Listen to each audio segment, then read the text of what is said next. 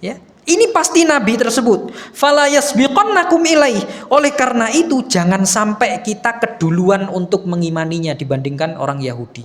Akhirnya 6 orang ini beriman kepada Nabi Muhammad sallallahu alaihi wasallam.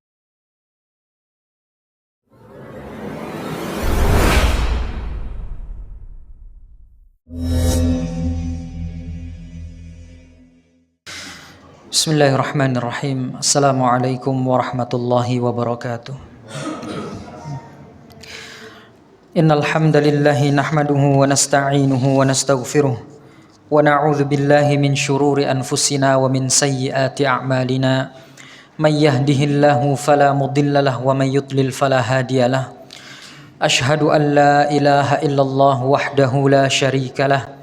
Wa ashhadu anna Muhammadan abduhu wa rasuluhu la nabiyya ba'dah. Qala Allah ta'ala fi kitabihil karim, ya ayyuhalladzina amanu taqullaha haqqa tuqatih wa la tamutunna illa wa antum muslimun. Wa qala ya ayyuhan nas ittaqu rabbakumul ladzi khalaqakum min nafsin wahidah wa khalaqa minha zawjaha wa batha minhuma rijalan katsiran wa nisaa'a. Wattaqullaha alladzi tasaaluna bihi wal arham innallaha kana 'alaikum raqiba. Wa qala ya ayyuhalladzina amanu taqullaha wa qulu qawlan sadida yuslih lakum a'malakum wa yaghfir lakum dhunubakum wa may yuti'illaha wa rasulahu faqad faza fawzan 'azima. Amma ba'du fa inna asdaqal hadithi kitabullah wa khairal hadi hadi Muhammadin sallallahu alaihi wa alihi wasallam. Wa syarrul umuri muhdatsatuha fa inna kulla muhdatsatin bid'ah wa kulla bid'atin dhalalah wa kulla dhalalatin finnar. Ikhwanna rahimani wa rahimakumullah, alhamdulillah kita bersyukur kepada Allah Subhanahu wa taala atas karunia-Nya, atas hidayahnya dan taufiknya kepada kita semua. Kita bisa berkumpul kembali di tempat yang mulia ini dalam rangka untuk mendekatkan diri kepadanya, mendekatkan diri dengan melakukan berbagai amal ketaatan kepada Allah Subhanahu wa taala. Insyaallah kita akan lanjutkan pembahasan kita, pembahasan tentang sejarah junjungan kita yaitu Nabi Muhammad sallallahu alaihi wasallam, di mana pada kesempatan yang lalu terakhir pembahasan kita telah menyelesaikan tentang kisah peristiwa yang penting, yaitu peristiwa Isra Mi'raj. Salah satu peristiwa yang besar yang dialami secara nyata oleh Nabi kita, dan di sana mengandung begitu banyak hikmah dan juga ibrah, pelajaran yang bisa kita ambil. Perjalanan yang sangat berkesan bagi Nabi kita, sekaligus perjalanan tersebut dijadikan oleh Allah Subhanahu wa taala sebagai pelipur lara bagi beliau, karena pada tahun itu beliau ditimpa dengan berbagai macam cobaan bertubi-tubi yang sangat berat. Pada tahun ke-10 kenabian, 10 tahun setelah beliau dilantik oleh Allah menjadi seorang nabi. Pada tahun tersebut beliau ditinggal mati oleh paman beliau, paman tercintanya yaitu Abu Thalib, dalam kondisi mati dalam kondisi kafir, tidak beriman. Tentu ini menjadi beban juga bagi Nabi, ya. Beliau mendampingi Nabi, mendampingi dakwah Nabi, menjadi benteng bagi Nabi dari musuh-musuhnya, dari permusuhan orang-orang kafir, yang mana kemudian Nabi Shallallahu Alaihi Wasallam sangat berharap sekali pamannya ini bisa mendapatkan hidayah, tapi ternyata sampai mati dia tidak mengucapkan 2 kalimat syahadat, yaitu kalimat yang menjadi penentu seorang masuk surga atau tidak. Ini sangat disesalkan. Nabi Shallallahu Alaihi Wasallam sangat sedih akan hal ini. Sudahlah beliau meninggal dunia, meninggalnya dalam keadaan su'ul khatimah, sangat sedih sekali, sehingga Rasulullah SAW sampai memohon ampunan kepada Allah Subhanahu wa taala untuk pamannya ini. tapi ditolak oleh Allah Subhanahu wa taala. Allah justru menegur Nabi sallallahu alaihi wasallam, "Innaka la tahdi man ahbabta, walakinallaha yahdi man yasha." Wahai Muhammad, engkau nggak bisa memberi petunjuk kepada siapa yang engkau kehendaki, kepada siapa yang engkau cintai. Tapi Allah bisa memberi hidayah kepada siapa saja yang engkau kehendaki, apa yang Dia kehendaki. Kemudian setelah meninggalnya paman beliau yang tercinta, tak lama kemudian istri beliau, Khadijah radhiyallahu taala anha, pun menjadi benteng bagi beliau dari kekerasan dan kejahatan orang-orang kafir Quraisy, meninggal di tahun yang sama, 10 kenabian itu. Maka cobaan demi cobaan dialami oleh Nabi, sehingga Nabi Shallallahu Alaihi Wasallam sampai merasa berat sekali hidupnya. Ya, sepeninggal dua orang ini, permusuhan kepada beliau semakin keras, sampai kemudian beliau memutuskan hijrah ke Taif dengan harapan bisa mendapatkan harapan yang baru dalam mendakwahkan agama Islam. Tapi ternyata yang terjadi bertolak belakang dari harapan beliau. Justru beliau mendapatkan permusuhan di sana, bahkan diusir dari sana, kembali ke Mekah dengan perasaan yang kecewa, perasaan sedih dan lain sebagainya, sampai-sampai beliau hampir putus asa. Lantas kemudian untuk menghibur utusannya yang mulia ini, maka Allah Subhanahu wa taala mentakdirkan peristiwa ini, yaitu peristiwa Isra Mi'raj. Beliau diajak berjalan oleh Allah Subhanahu wa taala, diperjalankan oleh Allah Subhanahu wa taala dari Makkah, kemudian ke Masjidil Aqsa, ke Syam, kemudian diangkat ke langit pertama, langit kedua, sampai langit ketujuh, dan sampai ke Sidratul Muntaha. Ya. Di sana kemudian di langit-langit tersebut bertemu dengan para rasul, saudara-saudara beliau dari kalangan rasul-rasul yang telah mendahului beliau. Kemudian di Sidratul Muntaha beliau mendapatkan wahyu dari Allah berupa syariat salat. Ya, yang awalnya 50 kali salat kemudian dikurangi sampai menjadi 5 kali waktu salat dalam sehari semalam. Dan banyak lagi peristiwa-peristiwa yang dialami oleh beliau ketika Isra Mi'raj. Dalam sebuah riwayat dikatakan beliau diajak berkeliling ke surga. Beliau melihat isi surga itu seperti apa. Jadi beliau melihat betul keindahan-keindahan surga itu. Kemudian setelah itu diajak berkeliling ke neraka, sehingga beliau bisa melihat di sana betapa mengerikannya siksa neraka. Beliau diperlihatkan sudah ada orang-orang yang nantinya bakal disiksa di situ. Sehingga beliau melihat dalam sebuah riwayat ada orang itu yang bibirnya itu seperti bibirnya onta. Ya, bibirnya onta, sangat tebal sekali. Kemudian dia memakan bara api langsung dengan bibirnya tersebut. Ya, jadi nggak pakai tangan, nggak disuap pakai tangan, tapi langsung dimakan, dilahap itu bara api dengan mulutnya. Kemudian Nabi bertanya kepada Jibril, ini mengapa mereka seperti ini? Itu adalah orang-orang yang dahulu suka memakan riba. Ya. Kemudian ada para wanita-wanita yang dimasukkan ke dalam tungku, ya, dalam kondisi tidak menggunakan pakaian sama sekali dan lain sebagainya. Bercampur wanita dengan laki-laki demikian. Kemudian kata malaikat Jibril, ini adalah hukuman bagi orang-orang yang pezina ketika di dunia dan lain sebagainya. Banyak peristiwa-peristiwa itu dan kejadian-kejadian itu yang dialami oleh Rasulullah SAW dalam peristiwa Isra Mi'raj itu. Sampai walhasil kemudian beliau kembali ke bumi dalam kondisi membawa sebuah syariat, yaitu berupa salat.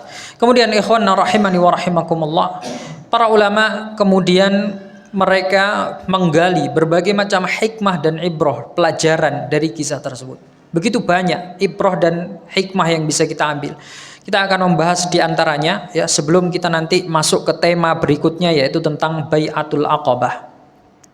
Di antara hikmah dari peristiwa Isra Mi'raj, kita ambil dari Al-Quran surat Al-Isra ayat yang pertama. Allah Subhanahu wa taala berfirman, Subhanalladzi asra bi'abdihi lailan minal masjidil haram ilal masjidil aqsa. Maha suci Allah Subhanahu wa taala yang memperjalankan hambanya dari Masjidil Haram ke Masjidil Aqsa. Di dalam ayat ini Allah menggunakan bahasa asra, yaitu memperjalankan. Artinya, ikhwanna rahimani wa rahimakumullah, peristiwa ini berarti atas kehendak siapa? Atas kehendak Allah. Asra bi'abdihi, memperjalankan hambanya. Artinya peristiwa ini pertama atas kehendak Allah, bukan kehendak Nabi Muhammad sendiri, atas kehendak Allah, atas kemauan Allah, ya. Dan yang memperjalankannya adalah Allah Subhanahu wa taala, ya. Maka ikhwanna rahimani wa rahimakumullah, kenapa ini penting disampaikan? Karena belakangan muncul klaim-klaim yang berlebihan, yang ghulu, ya, bahwa ada orang sepeninggal Nabi Muhammad SAW yang kemudian mampu melakukan hal yang serupa dengan apa yang dilakukan oleh Nabi Muhammad SAW, ya, melakukan sesuatu yang sama dengan apa yang pernah dialami oleh Rasulullah, yaitu Isra Mi'raj, ya, naik ke langit ke-7. Bahkan ada yang mengatakan satu malam itu bisa Mi'raj itu 70 kali, ya. Nah, ini kalah Nabi Muhammad SAW, ya. Siapa dia? Apa kepentingan Allah Subhanahu wa taala kepada dirinya sampai dimi'rajkan satu malam sampai 70 kali itu? Sedangkan Rasulullah sallallahu alaihi wasallam aja itu cuma sekali selama hidup beliau. Jazakallahu khair. Nah, hanya satu kali. Dan itu pun atas kehendak Allah, bukan keinginan beliau. Lah ini enggak, ya. Keinginan dia sendiri, ya, suka-suka dia. Kalau mau bertemu sama Allah tinggal naik ke langit. Kok enak sekali. Siapa dia? Lebih mulia siapa antara dia dengan Rasulullah sallallahu alaihi wasallam? Dan Rasulullah sallallahu alaihi wasallam tidak sampai berlebihan seperti itu. Dan ketika Rasulullah naik itu ada tujuannya, ada maksud dan tujuannya, ya. Allah Subhanahu wa taala ingin memberikan, menyampaikan syariat yang sangat penting kepada nabinya, ya. Lah ini selain Nabi Muhammad, kepentingan apa Allah Subhanahu wa taala dengan orang tersebut sampai dia di-mi'rajkan bahkan sampai berulang-ulang kali, ya. Siapa dia gitu. Maka klaim-klaim seperti ini, ikhwana rahimani wa rahimakumullah, jangan kemudian dipercayai begitu saja, ya. Karena wal'iyadzubillah banyak kemudian kaum muslimin yang termakan dengan hal-hal seperti ini, ya. Dengan pembodohan-pembodohan seperti ini, ya. Tidak lain tujuannya adalah untuk mencari apa? Validasi, ya, supaya dianggap dan lain sebagainya. Nah, ini keliru seperti ini. Kisah-kisah seperti ini perlu ditinjau kembali, ya, maknanya. Kalau maknanya mungkin dia maksudnya itu dia mimpi Mi'raj 70 kali, ya nggak masalah kalau cuma mimpi, ya. Siapa aja bisa mimpi 70 kali, 100 kali Mi'raj, kan cuma mimpi. Tapi kalau dia mengatakan bahwa ini makna sebenarnya, maka perlu ditinjau kembali. Siapa yang mengatakan? Apakah dia orang yang jujur? Apakah dia orang yang alim, bagaimana agamanya dan lain sebagainya. Karena kita nggak boleh mudah percaya dengan orang-orang yang kemudian mempunyai hal-hal yang di luar nalar, di luar kemampuan. Makanya kata Imam Syafi'i, kalau kamu bisa lihat orang terbang di udara dan berjalan di atas air, la taghtar, jangan kamu tertipu, ya. Lihat dulu, ya, latar belakangnya dia itu seperti apa, ya. Sekarang dukun pun bisa seperti itu, ya. Orang-orang syaitan, ya, itu bisa seperti itu. Bisa kemudian menjadikan orang berjalan di atas api, berjalan di atas awan, terbang dan lain sebagainya. Bisa syaitan itu, ya. Nggak ada yang Ifrit. Pernah mendengar cerita tentang Nabiullah Sulaiman, ketika Ifrit menawarkan kepada Nabi Sulaiman, wahai baginda raja, kalau engkau mau istana Balqis itu aku pindahkan dia ke singgasanamu sebelum engkau bangkit dari singgasanamu itu. Ifrit mampu dia, ya. Sekejap, dengan sekejap istana yang sebesar itu, istana yang Balqis itu sangat besar, dan itu posisinya berada di Yaman. Posisinya apa? Tempatnya Ratu Balqis itu, ya, di Sabah, itu di Yaman. Mau dipindahkan ke Syam, ke Irak, di tempatnya Nabiullah Sulaiman. Ditawari seperti itu oleh iblis, kalau engkau berkenan wahai baginda, sebelum kamu berdiri dari singgasanamu, dia sudah pindah di sini. Aku mampu. Nah, ini menunjukkan bahwa melakukan hal-hal yang mustahil menurut nalar manusia, itu setan pun bisa, iblis pun bisa. Maka melakukan hal-hal yang di luar nalar itu bukan patokan bahwa orang tersebut adalah orang yang alim, bahwa orang tersebut adalah wali dan lain sebagainya, bukan. Tapi kita harus lihat bagaimana latar belakangnya orang tersebut. Orang tersebut adalah orang yang alim, terkenal tidak pernah berdusta, tawadhu dan lain sebagainya. Kemudian suatu ketika terjadi hal yang ajaib, yang aneh di luar nalar, itu baru kita katakan sebagai karomah, gitu ya. Jadi jangan mudah tertipu. Jangan mudah tertipu dengan hal-hal seperti ini. Dia Isra Mi'raj sampai 70 kali dalam semalam. Kalah Nabi Muhammad sallallahu alaihi wasallam. Nah, kemudian apa tujuannya? Nah, ini tujuan Allah Subhanahu wa taala mengisrakan Nabi Muhammad sallallahu alaihi wasallam ini tujuannya apa? Ada tujuannya. Disebutkan dalam lanjutan itu, dalam lanjutan ayat tersebut Allah mengatakan linuriyahu min ayatina innahu huwas samiul basir. Tujuannya adalah untuk memperlihatkan kepada Nabi Muhammad sallallahu alaihi wasallam dan seluruh manusia tentang apa? Tentang kekuasaan, kebesaran Allah Subhanahu wa taala, bahwa Allah kalau sudah menghendaki sesuatu maka nggak ada yang mustahil, ya. Diisrakan dalam waktu semalam dari Makkah ke Syam, Makkah ke Masjidil Aqsa, itu jarak tempuh 1 bulan, PP itu 2 bulan pulang balik, ya. Itu dilakukan oleh Rasulullah dalam 1 malam atas izin Allah, bahkan sampai naik langit ke-7. Nah, ini semuanya menunjukkan tentang kebesaran Allah, kemampuan Allah dan keagungan Allah Subhanahu wa taala. Kemudian di antara pelajaran dari Isra Mi'raj yang bisa kita ambil, yang kedua adalah bahwa segala kejadian aneh dalam peristiwa Isra Mi'raj itu merupakan mukjizat dari Allah bagi nabinya, yang wajib untuk kita imani tanpa harus menyangkalnya atau menafsirkannya berdasarkan akal ataupun perasaan kita sendiri, ya. Hal ini sebagaimana yang dikatakan oleh Ibnu Hajar rahimahullahu taala dalam kitab Fathul Bari. Beliau mengatakan wa jami'u ma warada min syaqqis sadr wa istikhrajil qalb wa ghaira dzalika minal umuril khariqati lil 'adati mimma yajibut taslima lahu dunat ta'arrud li sarfihi an haqiqatihi li salahiyatil qudrati fala yastahilu syai'un min dzalik, ya. Semua peristiwa, kata Ibnu Hajar rahimahullah taala, semua peristiwa yang aneh dalam peristiwa Isra Mi'raj, seperti apa contohnya? Pembelahan dada. Ini kan kemarin kita bahas, sebelum Nabi diangkat, sebelum Nabi diajak Isra Mi'raj itu, dada beliau sempat dibelah oleh malaikat. Kemudian dikeluarkan jantungnya atau hatinya. Kemudian dicuci dengan air Zam-Zam. Kemudian dimasukkan ke dalam tubuhnya itu hikmah dan lain sebagainya.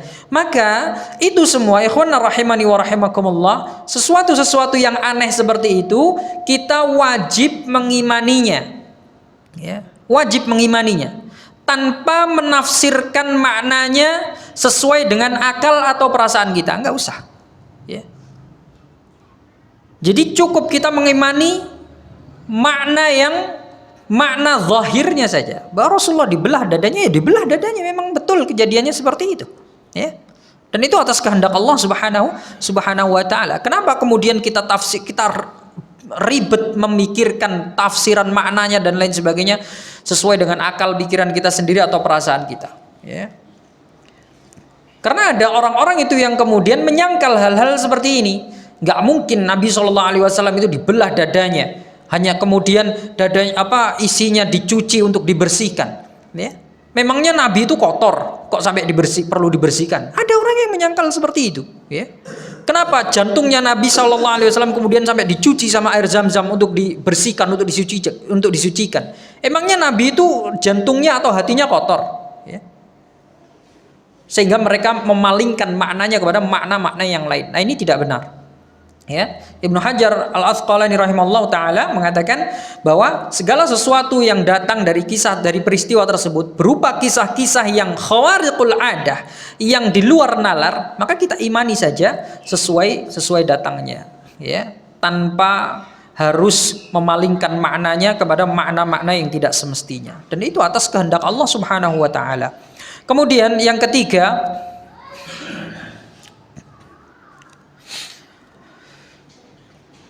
bahwa di antara pelajaran yang bisa kita ambil atau hikmah yang bisa kita ambil dari kisah ini, Rasulullah Sallallahu Alaihi Wasallam mengawali peristiwa Isra Mi'raj ini atau peristiwa ini dengan Isra sebelum Mi'raj. Artinya beliau ini kan Isra dulu, perjalanan dari Mekah ke Syam dulu sebelum naik ke atas. Kenapa sih kok nggak langsung dinaikkan saja ke atas? Kenapa kok harus ada peristiwa Isra dulu? Maka para ulama mengatakan mendahului Isra dibandingkan Mi'raj bertujuan sebagai penyanggah bagi para penentang peristiwa ini. Ya. Jadi dalam peristiwa ini Nabi diperlihatkan dengan beberapa kejadian ketika Isra itu.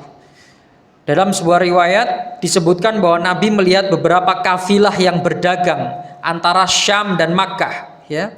Kemudian beliau melihat kondisi Baitul Maqdis, ya.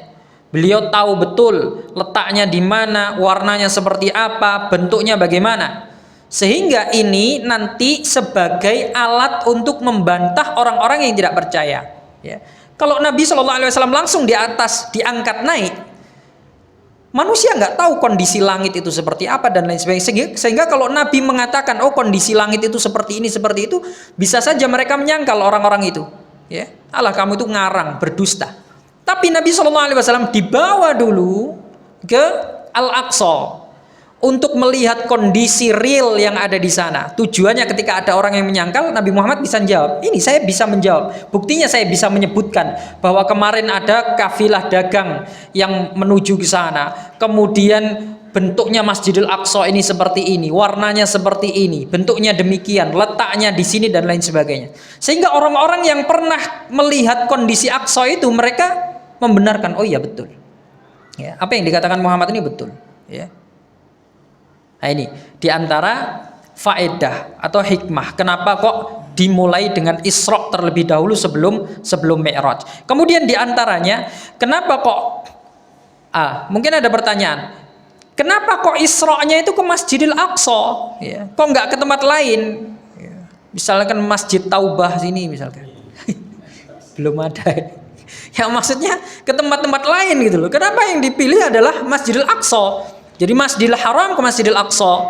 Maka para ulama mengatakan ini untuk menunjukkan tentang fadilah dan keutamaan yang dimiliki oleh Masjidil Aqsa, ya, di mana Masjidil Aqsa itu adalah kiblat pertamanya umat Islam. Kemudian di sana mempunyai keutamaan yang besar, ya. Disebutkan oleh Rasulullah sallallahu alaihi wasallam, wassalatu fi baitil maqdis bi khamsimi'ati shalah, bahwa salat di Baitul Maqdis di Masjidil Aqsa itu keutamaannya sama dengan mengerjakan 500 sholat di masjid yang lain, ya. Nah, ini menunjukkan atau Allah Subhanahu wa taala ingin menunjukkan tentang keutamaan Masjidil Aqsa, ya, makanya diisrakan ke Masjidil Aqsa sebelum Mi'raj ke langit. Baik.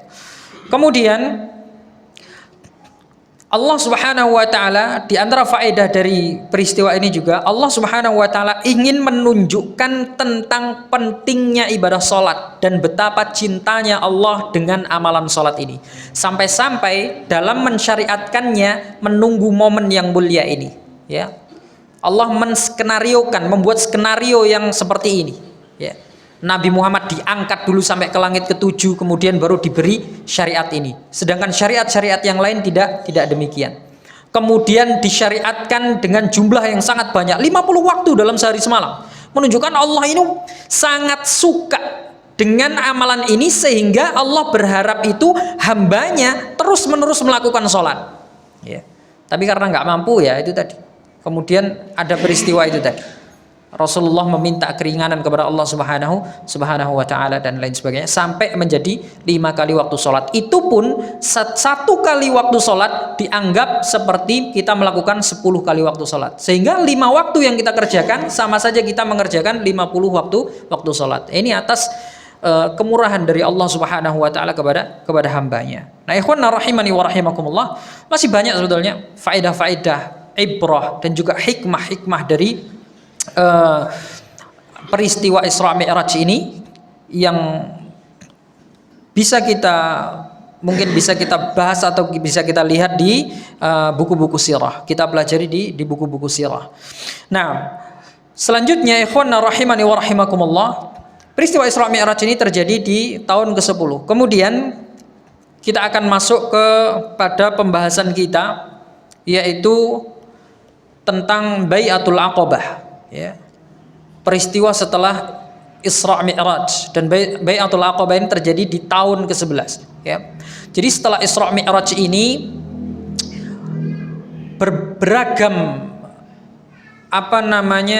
beragam sikap orang dalam menerima kisah ini. Ada yang percaya dan ada yang tidak, ya.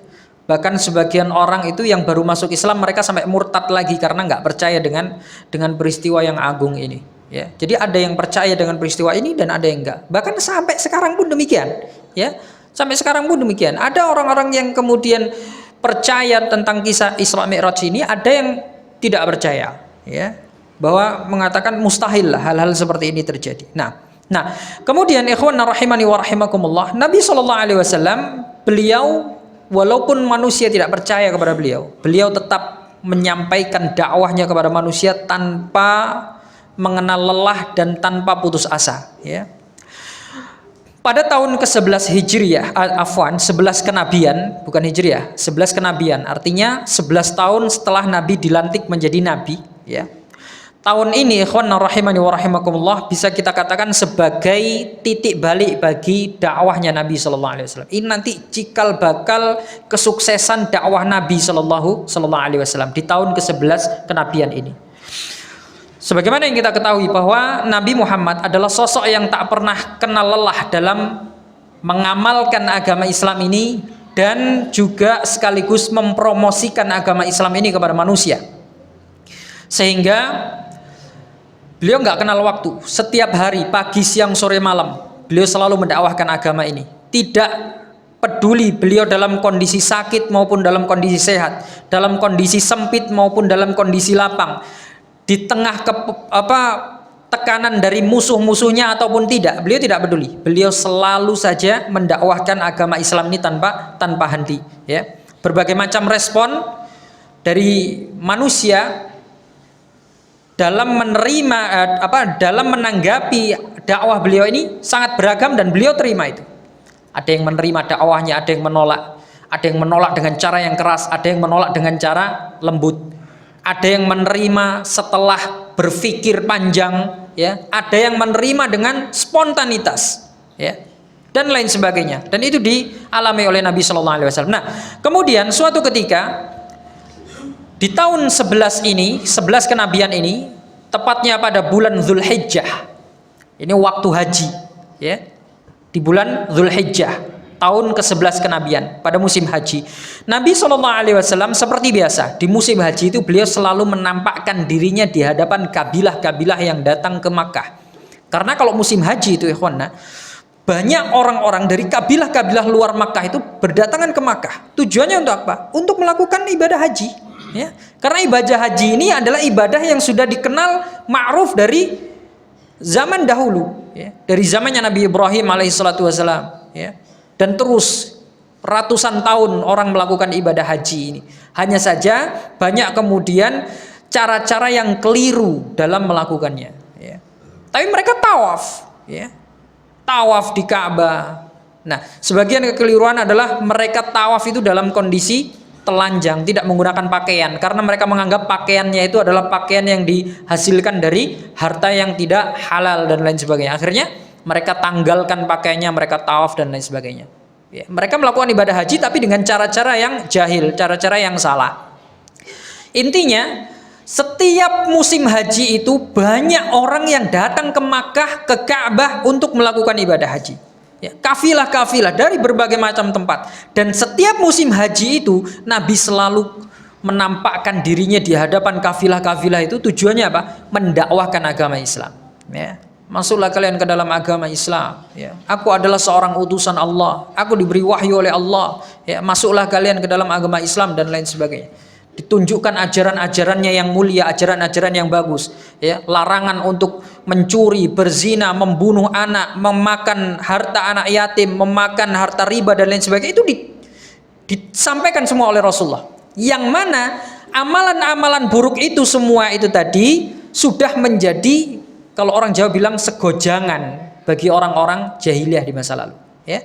Mereka berzina, mencuri, makan riba, makan harta anak yatim, menindas orang yang lemah, itu hal yang biasa. Kemudian ada agama yang mengajarkan untuk melarang itu semua. Yaitu agama Islam yang dibawa oleh Nabi Muhammad SAW. Makanya itu yang berusaha disampaikan oleh Nabi Muhammad kepada manusia, ya.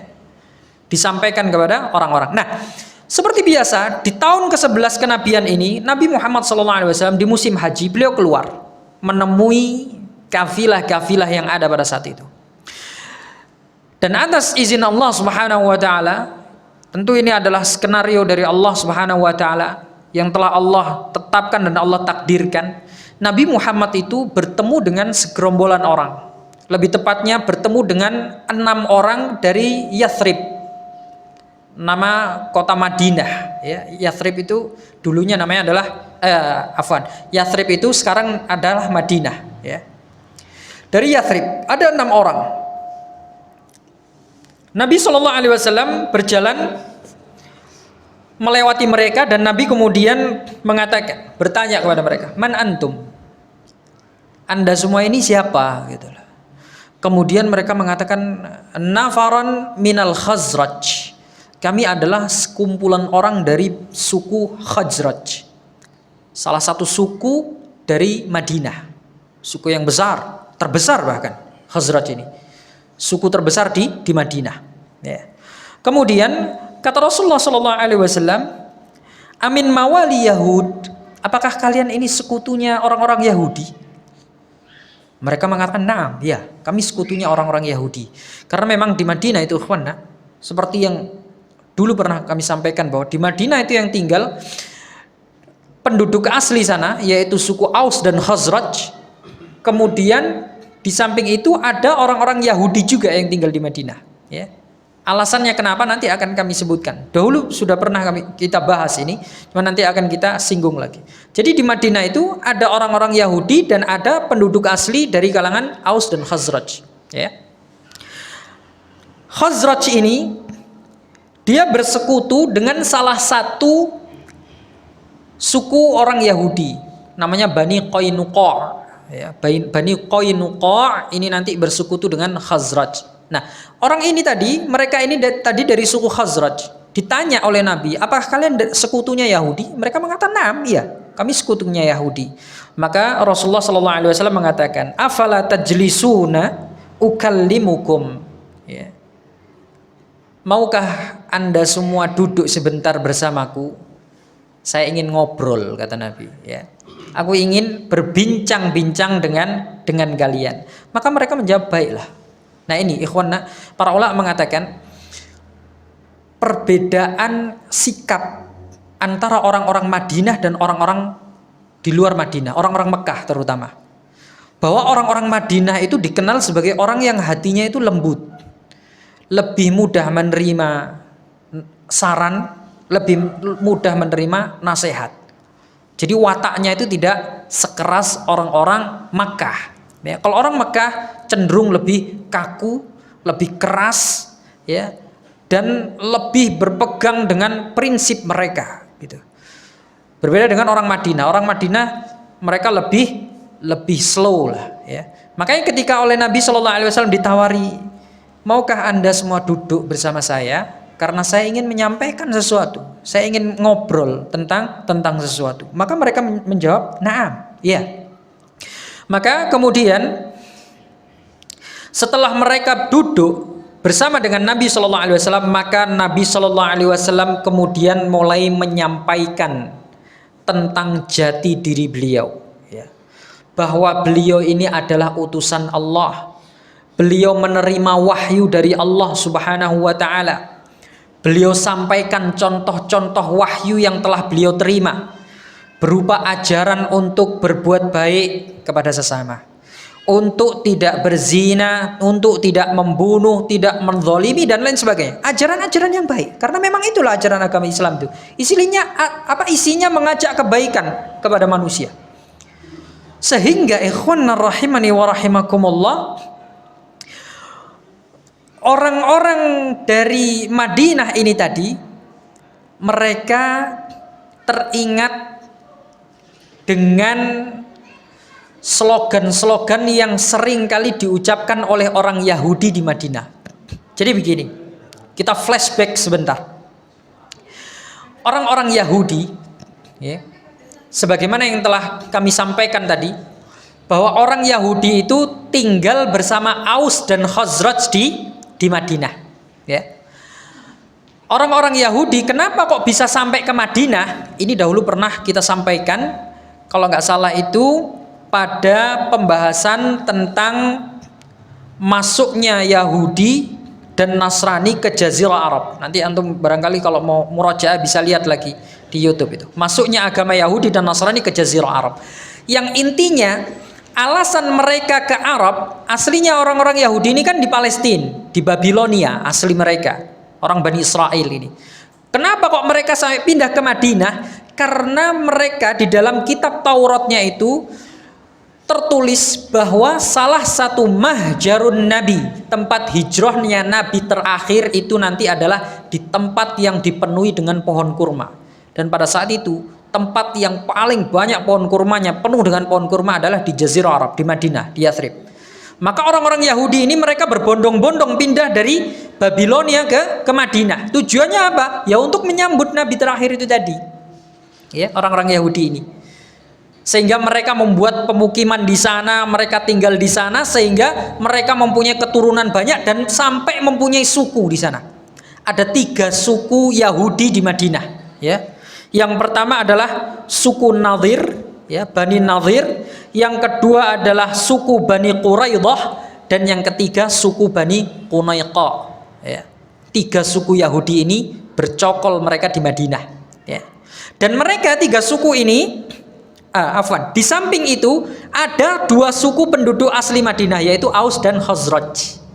Nah, ketiga suku Yahudi ini, mereka yang pertama Bani Qainuqa, ini mereka bersekutu dengan Bani Khazraj. Dan Bani Khazraj itu sebagaimana yang tadi saya katakan, suku yang paling banyak orangnya di Madinah. Ini Bani Qunaiqa dari kalangan Yahudi, mereka bersekutu dengan Khazraj. Sedangkan Bani Quraidah dan Bani Nadir, mereka bersekutu dengan Bani Aus, ya. Aslinya orang Yahudi sama, tapi kok kenapa mereka bersekutu dengan satunya dengan Aus, satunya dengan Khazraj? Tujuannya adalah untuk menjaga api perselisihan antara 2 suku ini, Aus dan Khazraj ini, ya. Karena apa? Kalau sampai 2 suku Aus dan Khazraj ini bersatu, maka mereka akan mempunyai kekuatan yang sangat besar untuk mengusir Yahudi dari Madinah. Dan orang Yahudi nggak mau. Akhirnya mereka berupaya gimana supaya api permusuhan di antara kedua suku ini terus berkobar. Akhirnya sebagian ada yang berafiliasi ke suku ini Aus, sebagiannya ada yang berafiliasi ke sukunya Khazraj.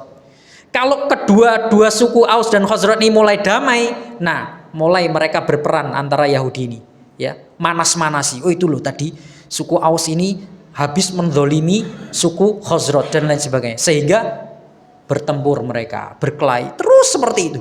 Jadi supaya Yahudi ini mereka supaya teralihkan fokusnya suku Aus dan Khazraj ini dari Yahudi. Nah ini licik kan, Yahudi ini licik sekali dari dulu sampai sekarang pun demikian, ya. Yahudi itu sangat licik mereka. Nah, suku Aus dan Khazraj ini, ikhwan rahimani wa rahimakumullah, mereka ini sebenarnya sering bertikai dengan orang Yahudi.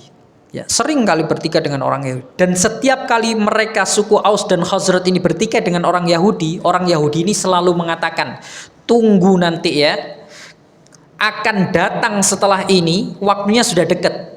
Sebentar lagi akan datang Nabi terakhir, dan kami orang Yahudi akan menjadi pengikutnya. Dan kami nanti akan memerangi kalian, akan membunuh kalian semua, membinasakan kalian semua, seperti Allah membinasakan Ad dan Iram. Iramadzatil imad, ya.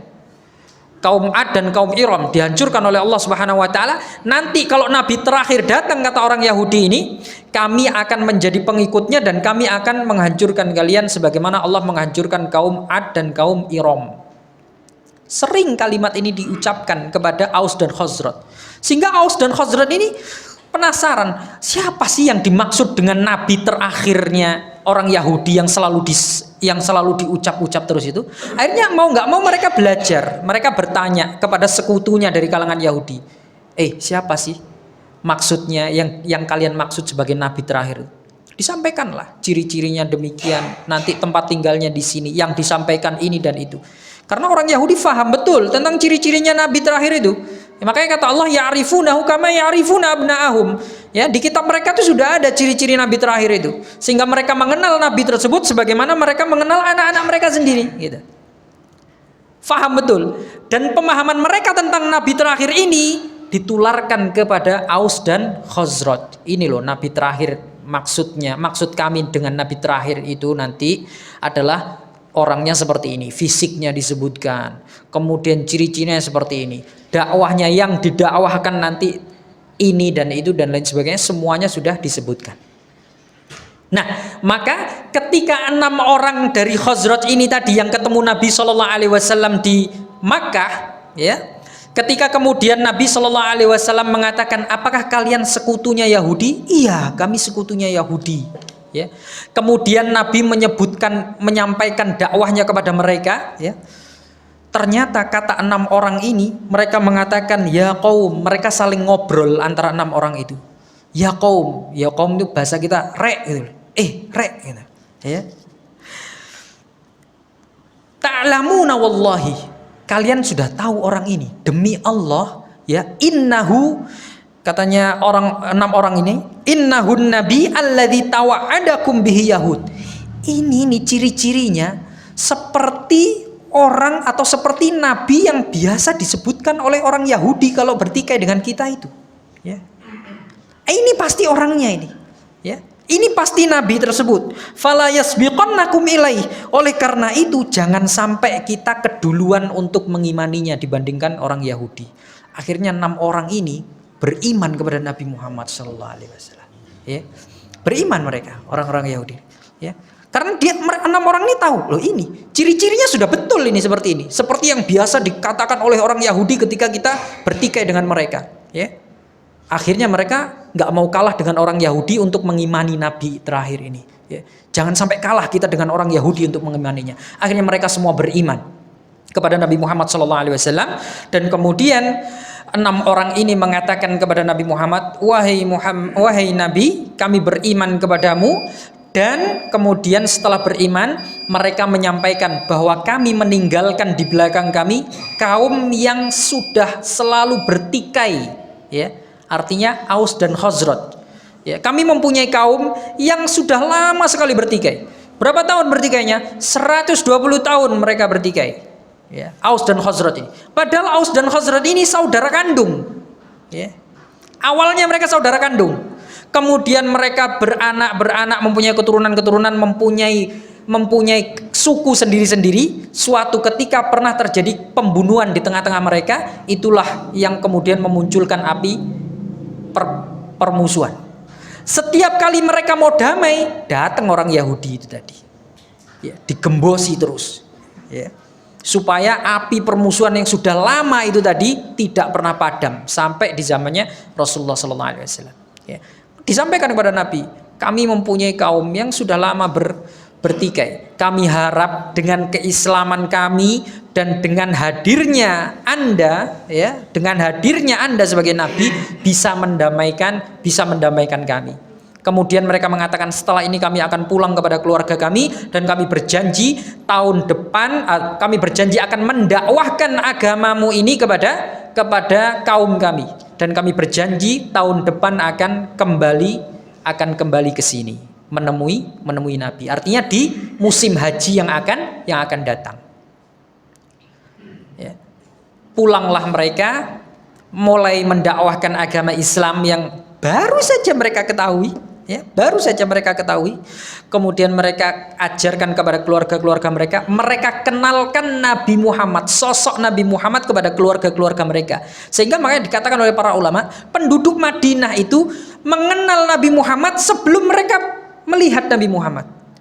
Mereka beriman kepada Nabi Muhammad, mereka sudah cinta duluan kepada Nabi Muhammad sebelum mereka bertemu dengan Nabi Muhammad. Ini orang-orang Madinah.